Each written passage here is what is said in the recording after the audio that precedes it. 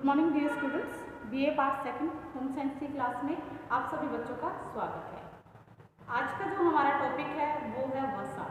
दो पौष्टिक तत्वों के बारे में हमने जाना। पहला हमने प्रोटीन के बारे में और जो दूसरा था वो कार्बोहाइड्रेट।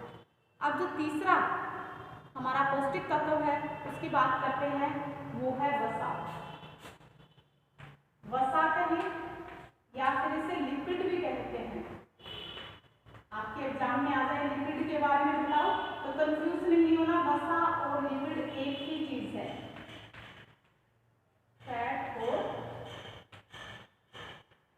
लिपिड, फैट और लिपिड हो गया हमारा ये।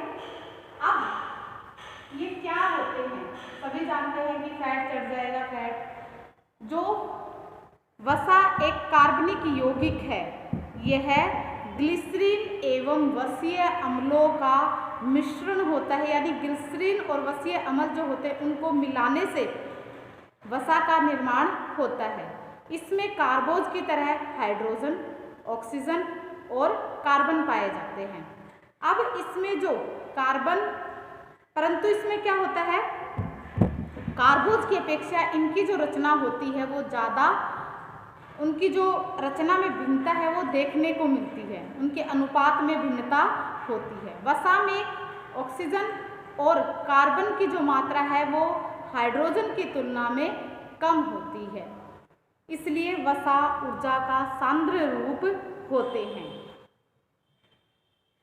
वसा छूने पर चिकनाई का अनुभव देते हैं। फैट जो होते हैं जब हम उनको छूते हैं तो उनमें किसका अनुभव देते हैं, चिकनेपन का अनुभव देते हैं। ये जल में अघुलनशील होते हैं, जब इनको पानी में डाल देते हैं तो ये पानी में घुलते नहीं हैं।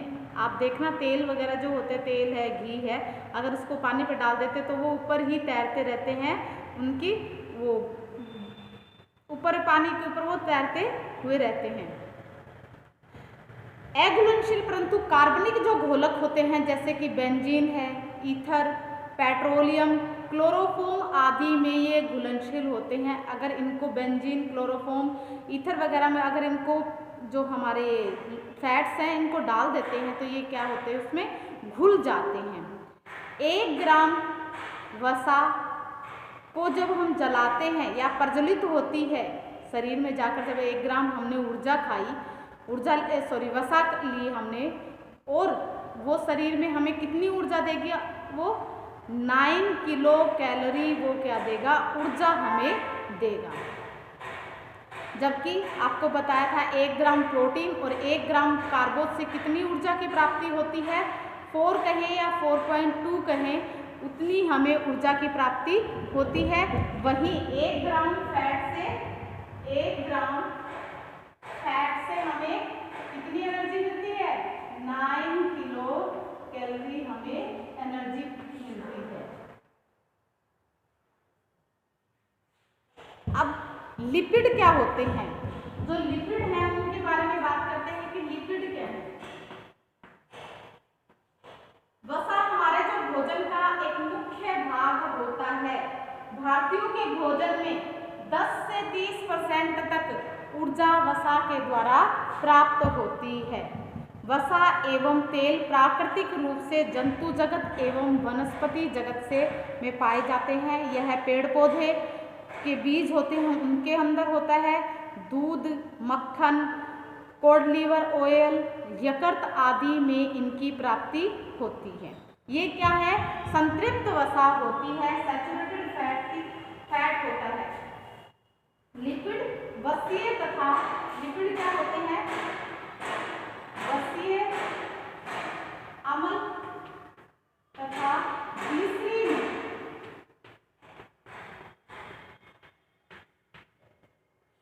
के स्तर होते हैं। ग्लिसरीन तथा वसीय जो अम्ल होते हैं, इन दोनों को मिलाने से फैट बनता है, लिपिड्स बनता है। लिपिड नाम निम्न सब पदार्थों के लिए प्रयोग किया जाता है, जैसे कि वसा का अम्ल हो गया, स्टीरोल हो गया,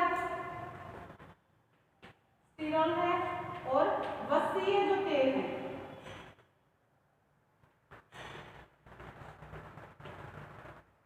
वसा के जो तेल हैं वो सारे क्या कहलाते हैं, हमारे लिपिड्स कहलाते हैं। ये इनके एग्जाम्पल होता है, वसामल, स्टीरोल और वसा के जो तेल होते हैं वो इनका उदाहरण है।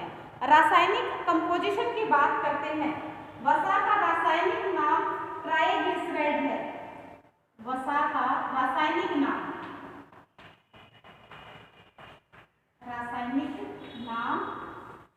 वसा का रासायनिक नाम ट्राइग्लिसराइड।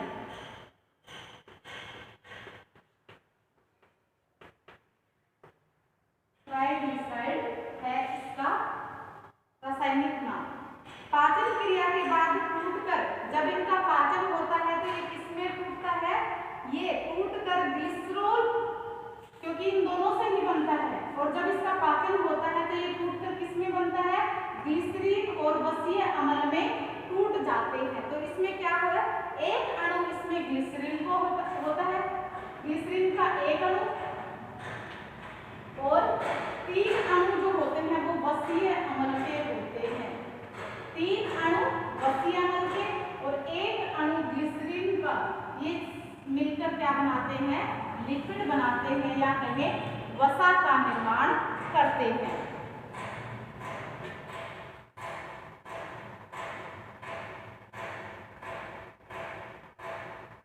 अब ग्लिसरीन क्या होता है, ग्लिसरीन क्या है, एक प्रकार का ग्लिसरॉल है। ग्लिसरीन क्या है, ये यहाँ पे बताती हूँ, ग्लिसरॉल है ये क्या होता है, ग्लिसरॉल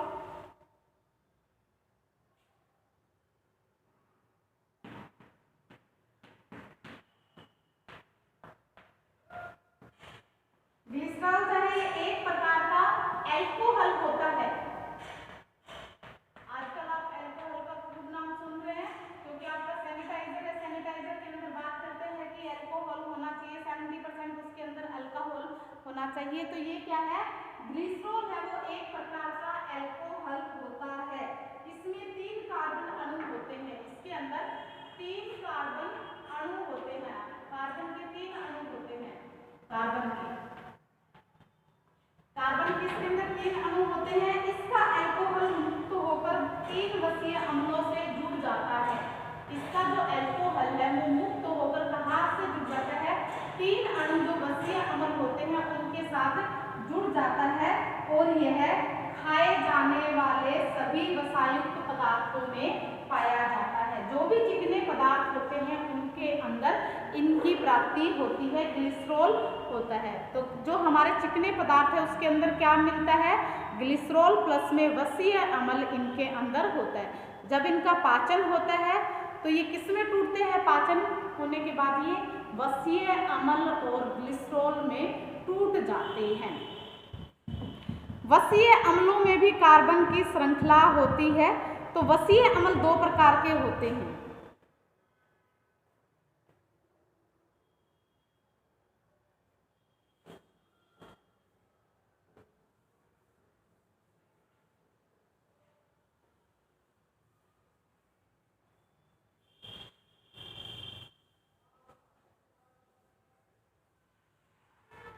कार्बन की श्रृंखला होती है। कार्बन की श्रृंखला कैसे होती है, इसमें वसीय अम्लों में अंतर होता है।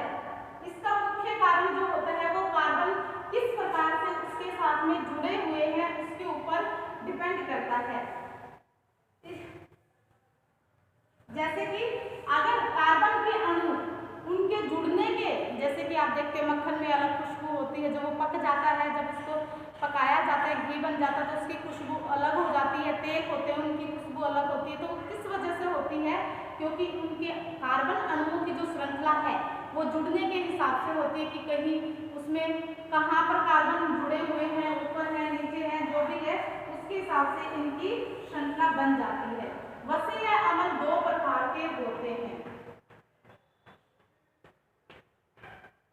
2 प्रकार के होते हैं। एक होता है संतृप्त वसा और दूसरा होता है असंतृप्त वसा।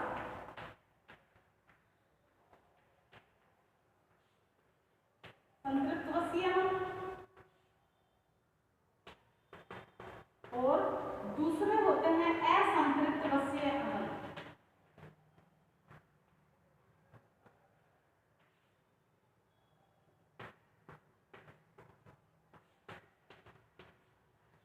ये होते हैं हमारे शरीर के अंदर, सॉरी इसके अंदर वसा के अंदर दो प्रकार के वसीय अमल होते हैं, एक होते संतृप्त और दूसरा असंतृप्त वसा होते हैं।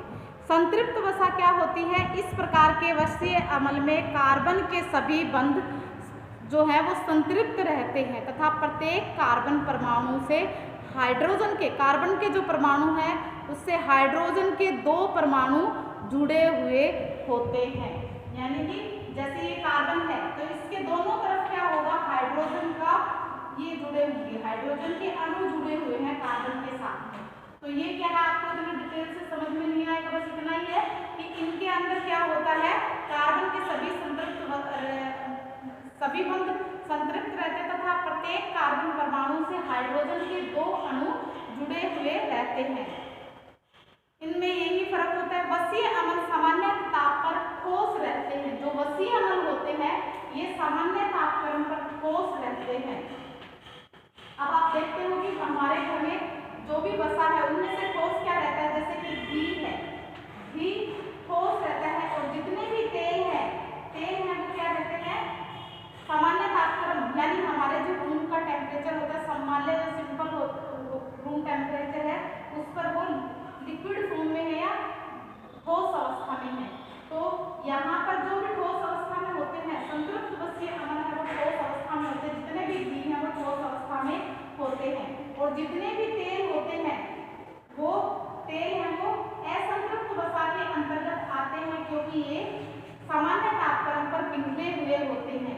सिर्फ एक को छोड़कर, किसको छोड़कर, नारियल का जो तेल होता है, नारियल के तेल को छोड़कर बाकी जितने भी तेल हैं वो सारे पिघले हुए होते हैं।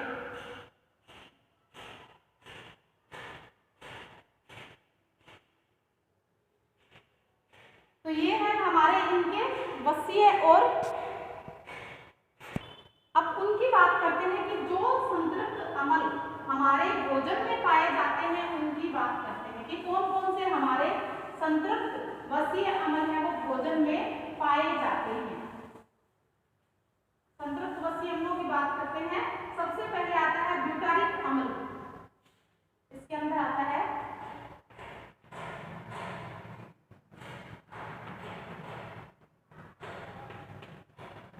ब्यूटारिक अम्ल।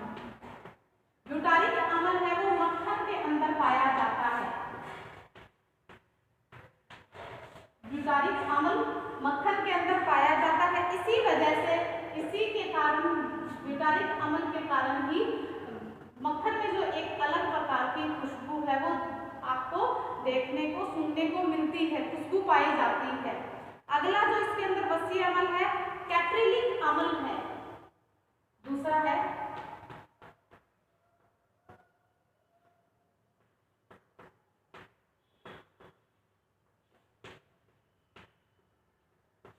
कैप्रिलिक अम्ल है। ये किसमें पाया जाता है? ये मक्खन तथा नारियल के तेल में पाया जाता है। एक तो मक्खन में और दूसरा ये नारियल में पाया जाता है। नारियल का जो तेल होता है उसमें यह है पाया जाता है कैप्रिलिक अम्ल। और नारियल तेल हो जाएगा, नारियल तेल में। तीसरा जो इसके अंदर अम्ल आता है वो है पामेटिक अम्ल।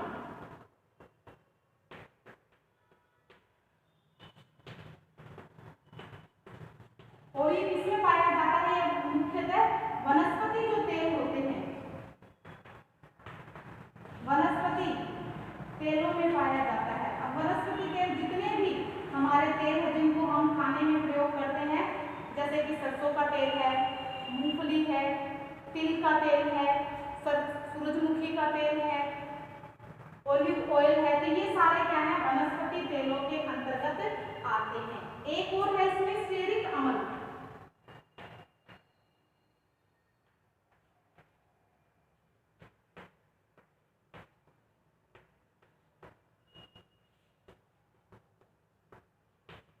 और ये जो अम्ल है मुख्यतः प्राणिज जगत के जो भी प्राणिज जो पदार्थ होते हैं उनमें पाया जाता है।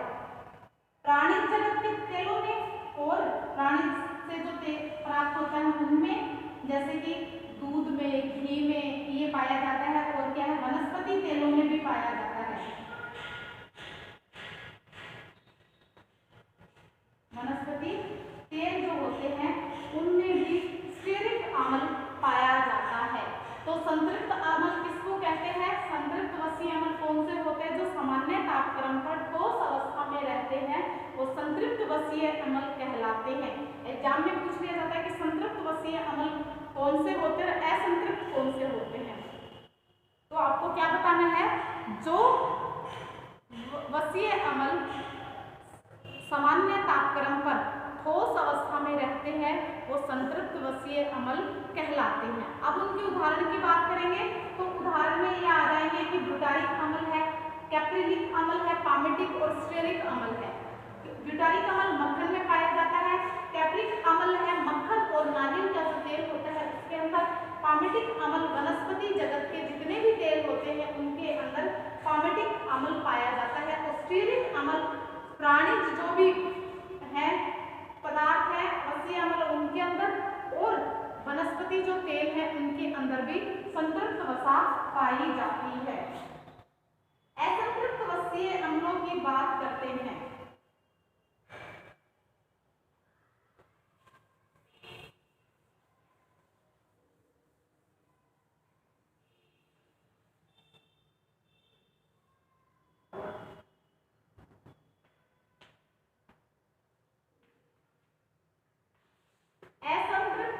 वसीय अम्ल, इन वसीय अम्लों में कार्बन तथा हाइड्रोजन अणुओं की जो संख्या है उनमें असमानता होती है। इनमें हाइड्रोजन अणुओं की संख्या कार्बन की अपेक्षा कम होती है, यानी हाइड्रोजन के अणु कम पाए जाते हैं और कार्बन के अणु हैं वो ज़्यादा पाए जाते हैं। और जो भी कार्बन के जो अणु हैं, हाइड्रोजन परमाणु कार्बन से द्विबंध द्वारा जुड़े होते हैं, डबल बॉन्ड के द्वारा ये जुड़े होते हैं। वहाँ पर संतृप्त वसा में ये सिंगल बॉन्ड था इनमें, और इनके अंदर डबल बॉन्ड होता है। किन्हीं किन्हीं वसीय अम्लों में 2 या 2 से अधिक बॉन्ड होते हैं, बंध होते हैं। जैसे उसमें मैंने बताया कि हाइड्रोजन के अणु जुड़े हुए हैं, यहाँ हाइड्रोजन है, यहाँ, तो इनमें क्या होता है, ये क्या है, ये सिंगल बॉन्ड होता है, ये क्या कहलाता है, डबल बॉन्ड कहलाता है। डबल, और कहीं कहीं पे बता रहा है 2 या 2 से अधिक बॉन्ड भी इनके अंदर हो जाता है, तो ये क्या कहलाते हैं, ये क्या है, द्विबंध कहलाएगा, ये त्रिबंध कहलाएगा। तो इस प्रकार से क्या है, ये इनके अंदर बॉन्ड्स होते हैं। वसीय असंतृप्त जो वसीय अम्ल है उनको मुख्यतः 2 प्रकार के होते हैं। असंतृप्त वसीय अम्ल है, एक मोनो असंतृप्त वसीय अम्ल होते हैं, एक मोनो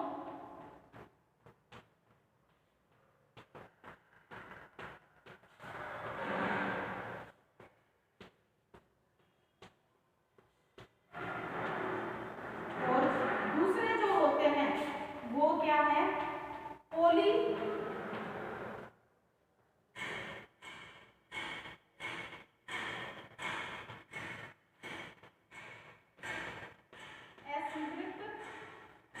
वसीय अम्ल।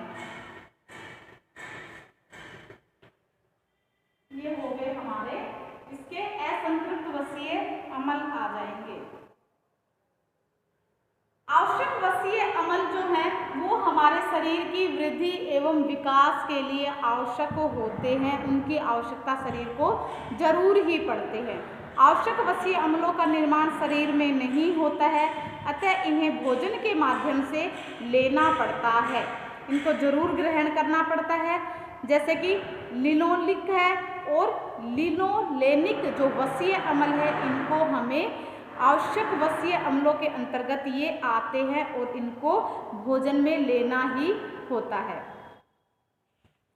पोषण की दृष्टि से अगर देखा जाए तो लिनोलिक जो वसीय अम्ल है वो बहुत ज़्यादा इम्पोर्टेंट होता है, और ये जो अम्ल है वो तेलों में अत्यधिक मात्रा में पाया जाता है।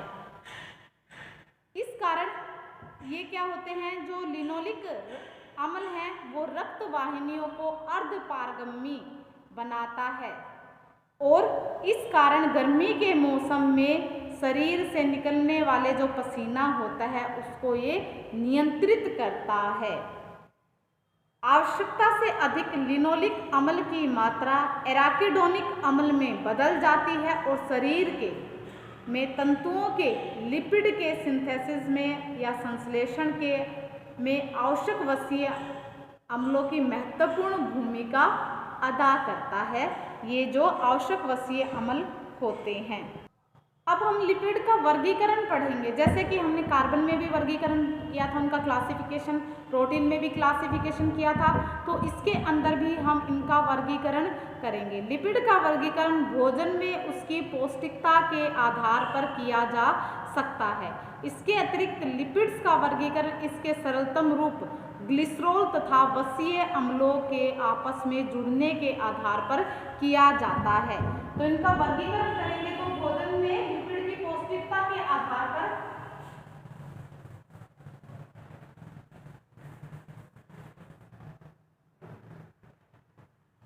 वर्गीकरण,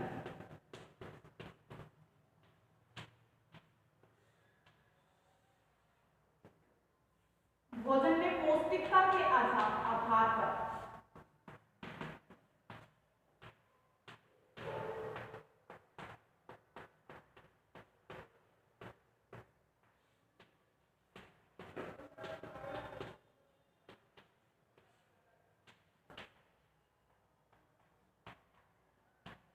वर्गीकरण। पौष्टिकता के आधार पर इसे फर्दर 3 भागों में बांटा गया है। एक होते हैं इनके अंदर सरल लिपिड,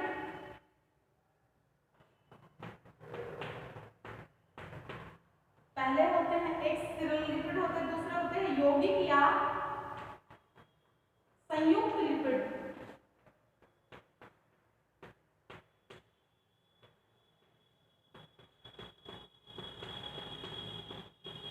यौगिक या सरल लिपिड।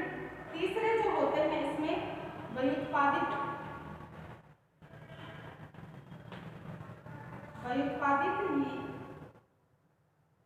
या उद्भूत लिपिड। ये एक और होते हैं इनके अंदर, ये आ जाएंगे हमारे स्टीरोल आते हैं। ये सरल लिपिड कौन से होते हैं, वन बाय वन करके इनका बात करेंगे कि सरल लिपिड जो होते हैं वो क्या है। ग्लिसरॉल तथा वसीय अम्लों के आपस में मिलने से जो ईस्टर बनते हैं उन्हें सरल या साधारण लिपिड कहा जाता है। इन्हें ट्राइग्लिसराइड भी कहते हैं। इनके निर्माण में ग्लिसरॉल का एक अणु तथा आपको बताया वसीय अम्लों के 3 अणु आपस में जुड़कर सरल लिपिड का निर्माण करते हैं। वसा एवं जो तेल हैं, वसा और तेल हैं, वो सरल लिपिड के अंतर्गत आते हैं। हमारे भोजन में वसा एवं तेल के रूप में 90 से 95% तक सरल लिपिड ही पाए जाते हैं। सरल लिपिड 2 प्रकार के होते हैं, एक होता है वसा एवं तेल और दूसरा जो है वो मोम है। ये क्या है, सरल लिपिड 2 प्रकार के हैं, एक क्या बताया, वसा और तेल, और दूसरा क्या होता है इसमें मैंने एक और है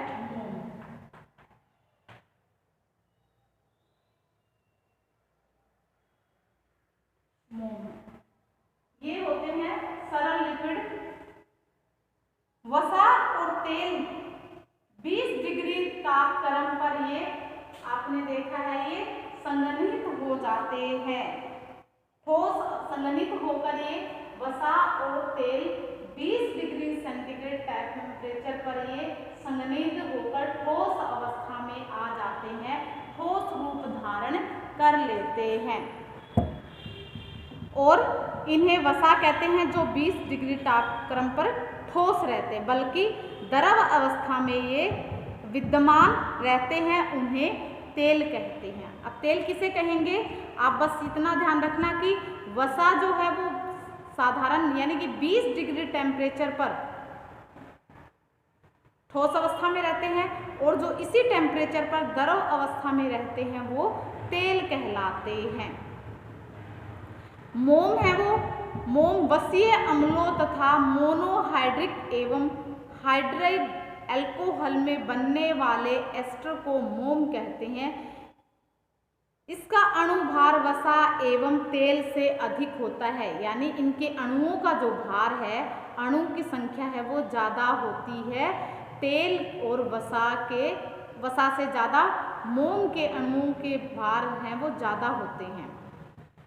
यौगिक या संयुक्त लिपिड किसे कहेंगे, यौगिक या सरल लिपिड है जब वसीय अम्लों और ग्लिसरॉल के साथ साथ कुछ अन्य कार्बनिक पदार्थ आकर मिल जाते हैं। कार्बनिक यौगिक या अवसीय पदार्थ मिले होते हैं तो उन्हें यौगिक या लिपिड कहा जाता है।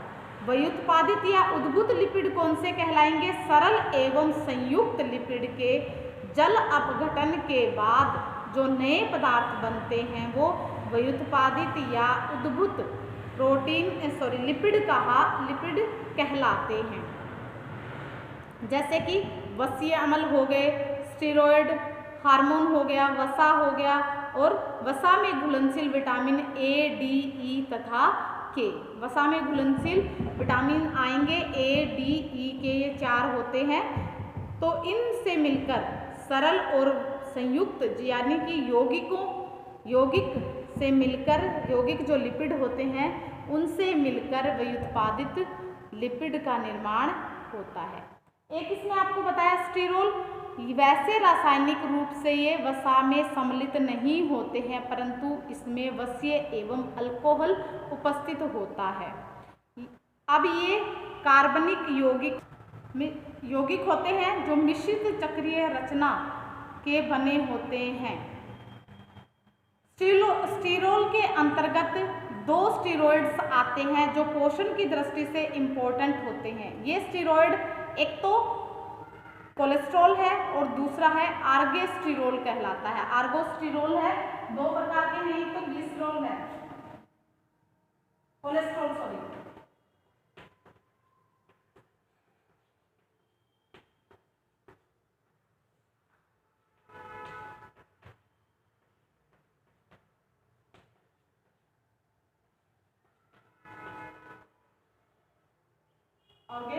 स्टीरोल है, ये 2 प्रकार के क्या कहलाते हैं, आर्गोस्टीरोल है, ये 2 प्रकार के स्टीरोल होते हैं।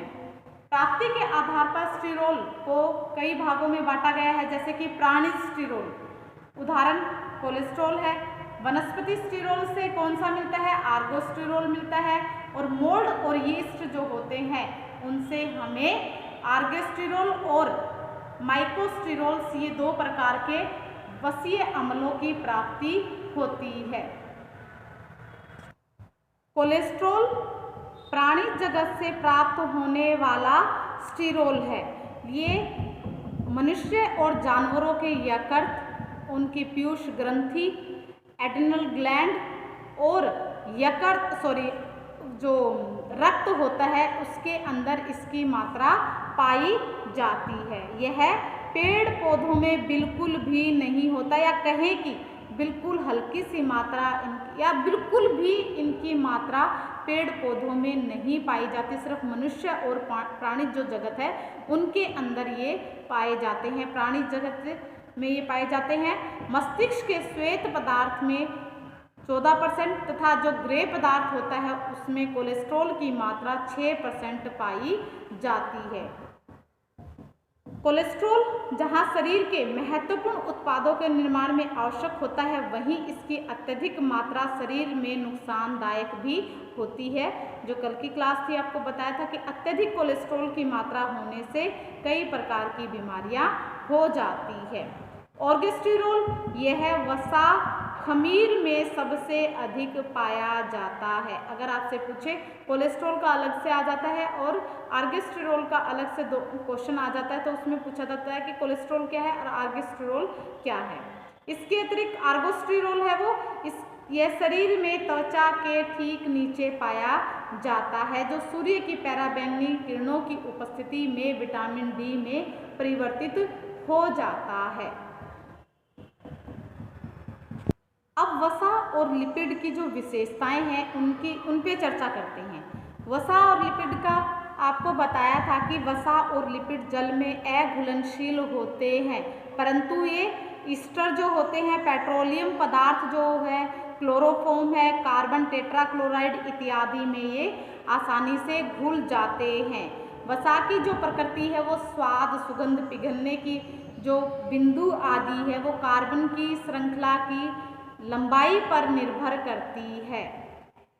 सामान्य तापक्रम पर जो वसीय पदार्थ जम जाते हैं उन्हें वसा कहते हैं, और जो द्रव अवस्था में रहते हैं वो तेल कहलाते हैं। जो आप भी देखते हो, यूज़ करते हो, तो द्रव अवस्था में रहते हैं उनको हम तेल कहते हैं, पिघले हुए जो होते हैं, और जो जम जाते हैं उनको हम घी कहते हैं या वसा कहते हैं। वसा या तेल को अधिक समय तक गर्म किया जाए तो ये अपनी सबसे सरलतम इकाई वसीय अम्ल तथा ग्लिसरॉल में टूट जाते हैं, और जिससे तीव्र गंध आने लग जाती है, और जो तीव्र गंध आने के बाद गंध वाला जो पदार्थ होता है वो एक्रोलीन पदार्थ इनमें से बन जाता है। अगर आवश्यकता से अधिक तेल को गर्म किया जाता है तो एक्रोलीन पदार्थ बन जाता है, और यह एक्रोलीन पदार्थ स्वास्थ्य के लिए हानिकारक होता है। इसीलिए हम तेल को बार बार गर्म नहीं करते हैं। अगर उसमें से कुछ फ्राई किया है, तला है, तो हम उसको एक ही बार उसको यूज़ करना चाहिए, अदरवाइज़ वो शरीर के लिए हानिकारक हो सकता है और पाचन संबंधी कई प्रकार की गड़बड़ियाँ वो पैदा कर देता है। सोयाबीन के तेल, बिनोले का तेल, सरसों के तेल में लिनोलिक अम्ल अधिक होता है, और आपको बताया था कि लिनोलिक हमारा आवश्यक वसीय अम्ल है, तथा मूंगफली और जैतून के तेल में ओलिक अम्ल की मात्रा अत्यधिक होती है। प्राणिज वसाओं में भी ओलिक अम्ल की सांद्रता अधिक होती है। समुद्री जीवों से प्राप्त वसा अधिक कठोर होती है। वनस्पति वसा में नारियल का तेल है वो ठोस अवस्था में होता है, बाकी सब द्रव अवस्था में ही पाए जाते हैं। साबुनीकरण, स्पोनिफिकेशन के द्वारा ही साबुन का निर्माण किया जाता है। इस क्रिया में वसा को क्षारीय पदार्थों से प्रतिक्रिया करवाई जाती है तो साबुन का निर्माण होता है। पाचन क्रिया में साबुनीकरण नहीं होता है, परंतु कभी कभी यदि वसा का अवशोषण छोटी आंत में ठीक प्रकार से नहीं हो पाता तो छोटी आंत में जहाँ पाचन क्षारीय माध्यम में होता है वहाँ स्वतंत्र वसीय अम्ल कैल्शियम लवण की उपस्थिति में क्षार के साथ क्रिया करके साबुन बनाता है, परंतु यह साबुन मल के साथ बाहर निकल जाता है। यह एक प्रकार की बीमारी है जिसे स्क्रू कहा जाता है। आप कई बार कईयों को दिक्कत हो जाती है कि वो मल त्याग के लिए जाता है तो उसमें से झाग जैसा द्रव निकलता है, वही क्या होता है, स्पोनिफिकेशन होता है, यानी साबुनीकरण उसको बोलते हैं, क्योंकि उसका छोटी आंत में सही प्रकार से डाइजेशन नहीं होने के कारण ये क्रिया होने लग जाती है। वसा में विटामिन ए, डी, ई तथा के घोलने की क्षमता होती है। इन विटामिनों का अवशोषण भी वसा की उपस्थिति में ही होता है।